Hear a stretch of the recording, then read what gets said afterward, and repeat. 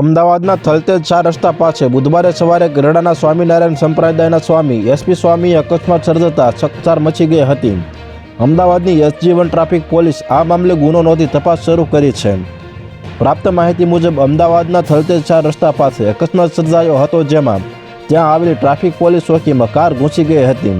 તપાસમાં બહાર આવ્યું કે આ કાર સ્વામિનારાયણ સંપ્રદાયના એસપી સ્વામી ચલાવી રહ્યા હતા. તેમની કાર થલતેજ ટ્રાફિક બૂથમાં ઘૂસી ગઈ હતી.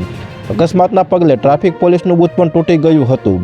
મળેલી માહિતી મુજબ એસપી સ્વામીએ સવારે SG હાઈવે પરથી કાર લઈને પસાર થઈ રહ્યા હતા, ત્યારે થલતેજ પાસે અચાનક જ તેમની કાર ટ્રાફિક બૂથ સાથે અથડાઈ હતી. જોકે આ ઘટનામાં કોઈ જાનહાનિ થઈ ન હતી. તેમની કાર સ્પીડમાં હતી કે કેમ તેની પણ તપાસ કરવામાં આવી રહી છે. તો હાલ અત્યાર માટે આટલું જ મિત્રો. ફરી મળીએ નવી અપડેટ સાથે. તે પહેલાં વિડીયોને લાઇક કરી ગુજરાત ટોપ ન્યૂઝ ચેનલને સબસ્ક્રાઇબ કરી દેજો અને પાછળ આવેલું બેલ આઇકન પણ દબાવી દેજો, જેથી તમને નવી ખબરો મળતી રહે.